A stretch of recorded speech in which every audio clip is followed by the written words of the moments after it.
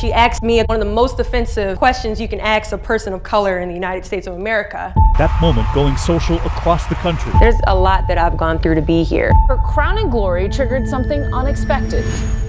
You're the first military woman in Miss USA. You know, Commander, you're looking really hot today. I'm somebody that has had some serious battles in their life. There are moments where you really do have to prove yourself. I was in a very militant household. She joined the military at 17. I never wanted to compete in pageants. I noticed that there was a lady across the way staring me down. I thought she had a few screws loose. She eventually makes her way closer and closer. She just wanted to do a little bit of explaining. I was immediately offended. The two women were perfect strangers. I just was crying. This woman was very persistent. I'm like having an anxiety attack, like my knees gave out. She somehow convinced me to meet her at Starbucks the very next day. And she tells me something that changed my life forever.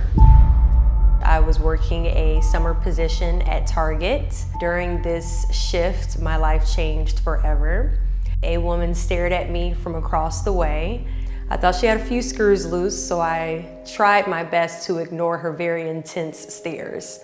She eventually makes her way over to me and asks me the most offensive question you can ask a person of color. "Were you born in this country?" And I was immediately offended. And I said, "Yeah. I was born in this country."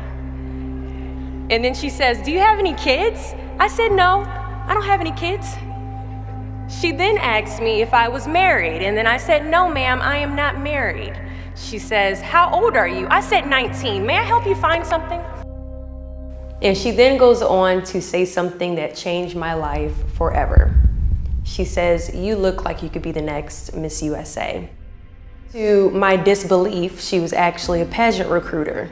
And the reason why she was asking those questions is because she was curious about the qualifications that I had when it came to competing for Miss USA.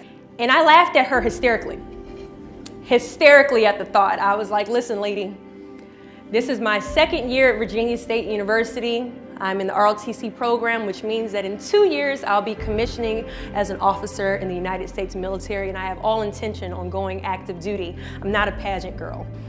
And she says, "You know what, please, please, please meet me at Starbucks tomorrow. I would love to just sit down and talk to you about it." And I must have been a pretty open-minded 19-year-old because I actually met this crazy lady at Starbucks the next day. She shows up with this foot-tall stack of pageant books and somehow convinces me to enter into my very first pageant, which I did 3 months later. Just a few months after the Target conversation, we went to a dress shop, and it was probably only maybe my second time picking out a dress in my life. And I remember going through all these pretty gowns, feeling like I looked bony. I remember putting the dress on and coming out, and it was her. I don't like the way that I look. I don't like the way that I look right now at all. In high school and in middle school, but mostly in high school, I was heavily bullied. I had this one bully. She'd be the person that I would do everything that I could to avoid, because in the hallways, she would bully me ruthlessly. She would say, you know, "Skinny, skinny, you know, orangutan," because my arms are long. She would just say, "Wow, look at how big your feet are." And I would honestly say she's probably one of the bigger contributors to why my self-esteem growing up was very low. And I remember looking at myself in the mirror as I'm like having an anxiety attack. Leslie, she walked up to me and rubbed my back, and she said, "You know, when I saw you in Target, I saw something in you, and I see you glowing right now. I think you look amazing, and I think you could easily win this competition, and I think you can easily win Miss USA. You just have to believe in yourself, because if not you, then who?" So 3 months later, I compete in my first pageant, and I lose. I go back the second year, compete in the state pageant. I lose. Go back the third year, compete in the state pageant, and lose. Go back the fourth year, compete in the same pageant, and lose. I go back the fifth year, y'all. Compete in the state pageant and lose. But guess what? I go back the sixth year. Guess what happens? I lose. It was actually my dad. My dad that told me, you have to stop this. It's not that I don't think that you can, I just don't know if they will give you this crown. I was prepared to quit. I called that woman on the phone and said, you told me I could be the next Miss USA. I've been at this for 6 years and this is failing epically. She says, Deshauna, keep trying. Keep trying, I have a good feeling. I said, your good feeling is garbage. I've been at this a long time. She says, keep going. I said, okay. And I was gonna message her, telling her that I had a pageant in 2 months and that I wanted her to come, that I was competing for Miss DC USA. And when I went to her page on Facebook, there were just all these RIPs going up and down her timeline. And all the RIPs were from like 3 or 4 months prior, so I never got to say goodbye.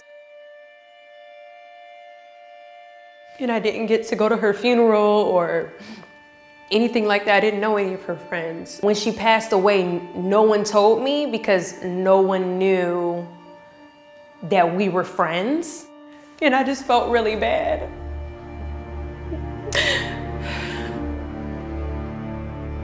With Leslie, she was battling leukemia for about 2 or 3 years. I would message her and send her the dates for my pageant and say, hey, you know, I would love for you to come out. And she'd say, I'm so sorry, I can't make it. I just always assumed she was gonna be okay. It was very tough competing that December.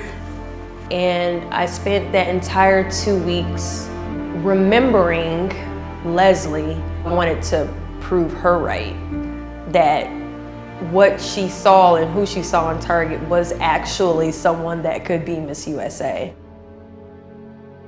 When the competition happened, I called my mom. She said, I'm watching you, Leslie's watching you, everybody's watching you. I had an immediate anxiety attack. I was crying.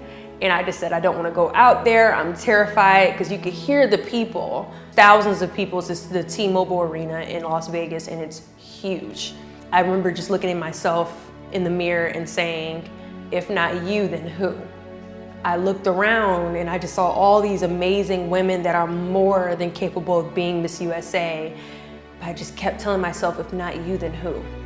If not you, then who? And then it got down to myself and Miss Hawaii USA.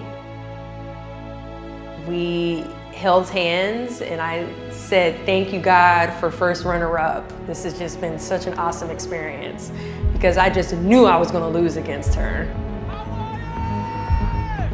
District of Columbia!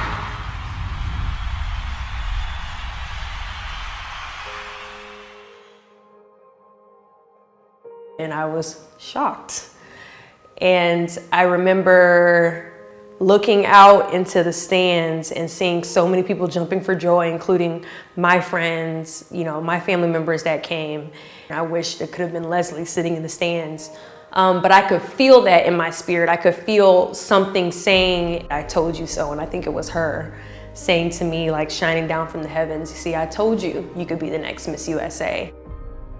Life wouldn't have been the same, and I'm thankful that I was working in women's department and that she decided to come to Target that day, because I just don't think I would have known how capable I am if it had not been for her. I appreciated that she was able to be that for me. I continue to carry that quote, if not me, then who, through life.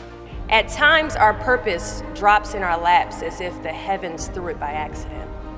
Do not fear failure, but please be terrified of regret. As giving up is the birth of regret. You will have 100 moments that will be filled with someone telling you no. The reality of life is that we will all hear more no's than we hear yeses. And we will fail a lot, and I mean a whole lot. But what I ask of you today is to not take no for an answer.